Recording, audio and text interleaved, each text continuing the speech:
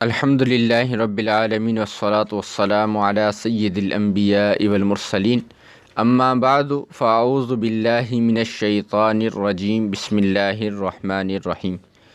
انشاءاللہ عز و جل آج ہم اپنا 8واں سبق پڑھیں گے کہ جو وضو کے مکروہات کے بارے میں ہے۔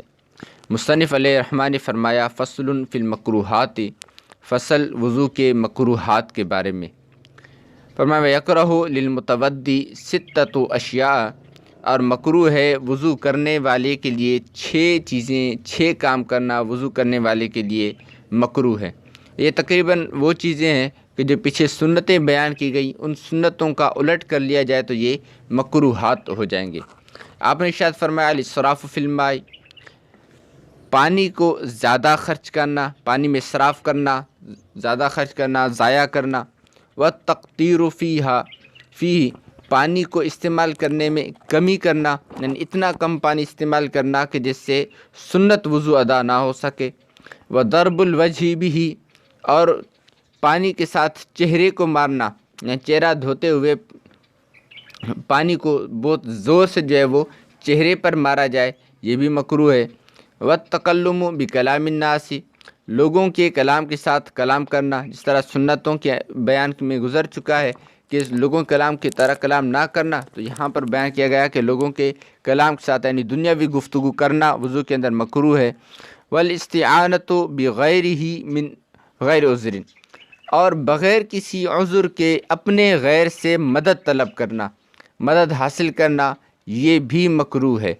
وتسلیس المسح بماء جدید، اور مسح کو 3 مرتبہ مسح کرنا ہر بار نئے پانی کے ساتھ، یعنی 3 نئے پانیوں کے ساتھ 3 بار مسح کرنا بھی مکروہ ہے۔ بلکہ مسح کا یہ حکم ہے کہ 1 مرتبہ پانی لیا جائے اور اسی سے پورے سر کا مسح کیا جائے۔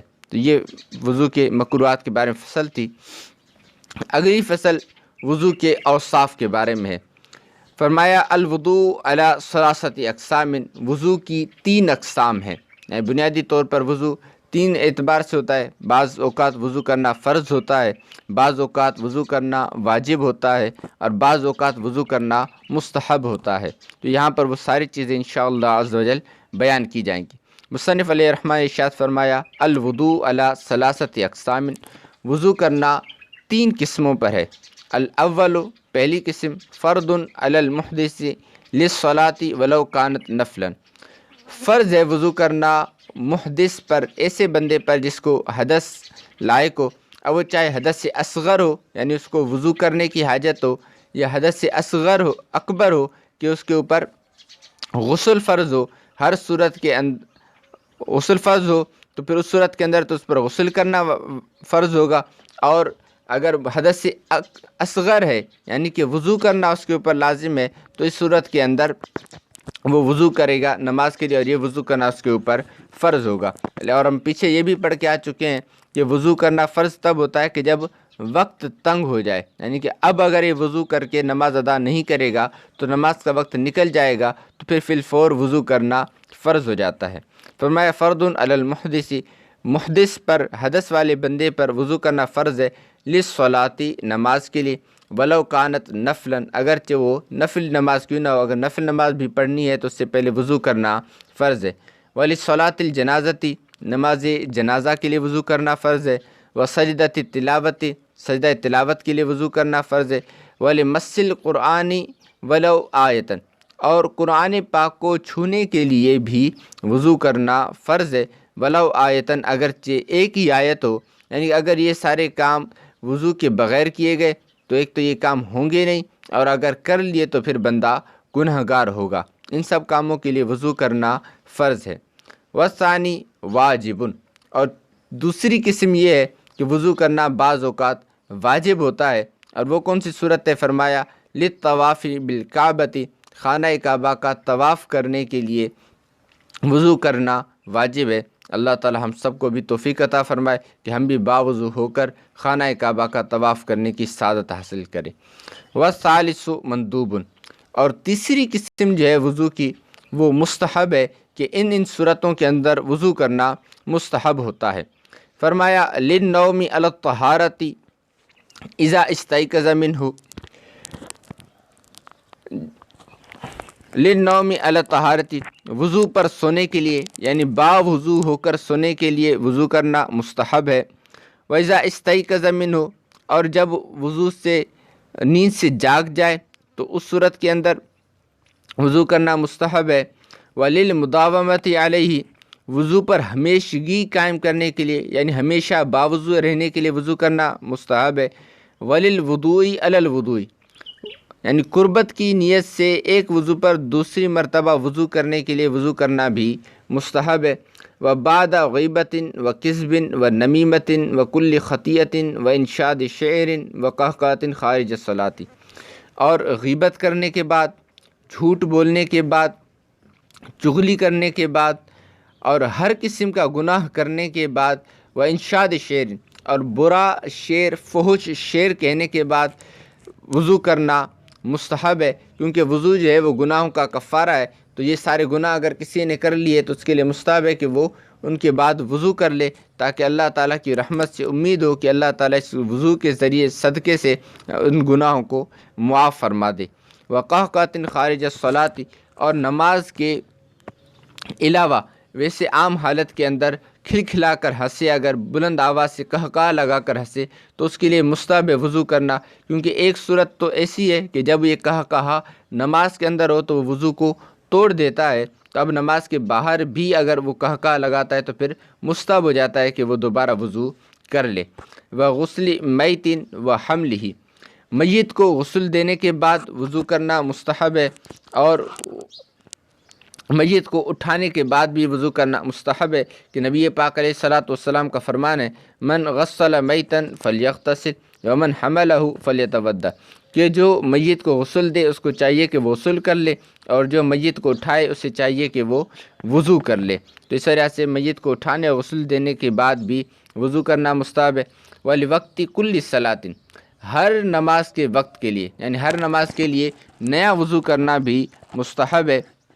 وقبل غسل جنابتی، اگر کوئی بندہ جنبی ہے اور غسل جنابت ادا کرنا ہے تو غسل جنابت ادا کرنے سے پہلے نماز کے وضو کی طرح وضو کرنا مستحب ہے۔ وَلِلْجُنْبِ عِنْدَ أَكْلٍ وَشُرْبٍ وَنَوْمٍ وَوَطْءٍ، اور جنبی کے لیے مستحب ہے کہ اگر اس نے ابھی تک غسل جنابت نہیں کیا اور اس کا ارادہ ہے کہ وہ کچھ کھائے، تو اب کچھ کھانے سے پہلے اس کے لیے مستحب ہے کہ وضو کر لے۔ وشربن، کچھ پینے سے پہلے اس کے لیے مستحب ہے کہ وضو کر لے۔ ونوم، حالت جنابت میں سونے کے لیے اس کے لیے مستحب ہے کہ وہ پہلے وضو کر لے۔ ووطئن، ایک مرتبہ وطی کر لی، اس کے بعد اگر دوبارہ وطی کرنا چاہتا ہے تو دوسری مرتبہ وطی کرنے سے پہلے مستحب ہے کہ بندہ وضو کر لے۔ ولغضبن، اور غصے کے وقت، کیونکہ روایتوں کے اندر موجود ہے کہ غصہ جو ہے وہ آگ سے ہے، جنات شیطان کی طرف سے ہے، اور غصہ جو ہے وہ آگ ہے، اور آگ کو پانی سے ٹھنڈا کیا جاتا ہے۔ اس وجہ سے حکم ہے کہ جب بندے پر بہت زیادہ غصہ آ جائے تو اس کو چاہیے کہ وضو کرے، وضو کرنے کی برکت سے انشاءاللہ عز و جل اس کا غصہ کم ہو جائے گا۔ ولغضبن، اور غصے کی وجہ سے۔ وقرآن وحدیث، بغیر چھوئے قرآن پاک کی تلاوت کرنے یا احادیث مبارکہ کو پڑھنے کے لیے بھی مستحب ہے کہ بندہ وضو کر لے۔ روایت ہی، اور حدیث مبارکہ کی روایت بیان کرنے کے لیے اس سے پہلے بھی وضو کرنا مستحب ہے۔ ودراست علم، علم دین حاصل کرنے کے لیے۔ واذان واقامت، اذان کہنے سے پہلے، اقامت کہنے سے پہلے۔ وخطبۃ، اور خطبہ دینے سے پہلے۔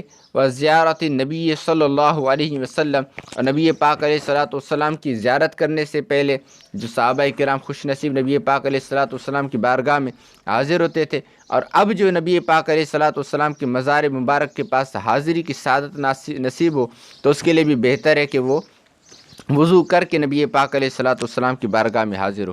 ووقوف بعرفۃ، اور وقوف عرفہ کے لیے، جہاں پر جو رکن اعظم ہے حج کا، تو وقوف عرفہ کرنے سے پہلے بھی وضو کرنا مستحب ہے۔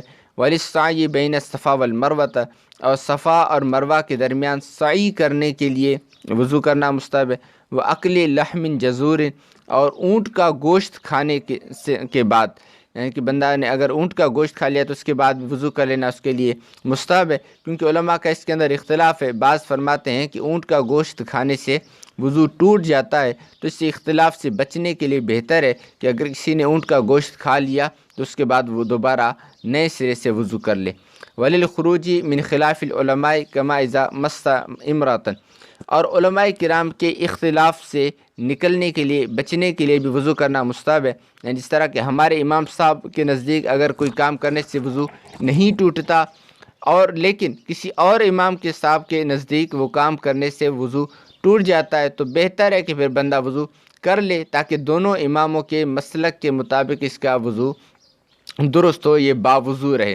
جیسا کہ مسئلہ ہے کہ اگر کسی نے عورت کو چھو لیا تو امام شافعی کے نزدیک عورت کو چھونے سے وضو ٹوٹ جاتا ہے، جبکہ احناف کے نزدیک عورت کو چھونے سے وضو نہیں ٹوٹتا، اور اس کے اندر بھی شرط ہے کہ وہ عورت مشتہات ہو، محرمات میں سے نہ ہو۔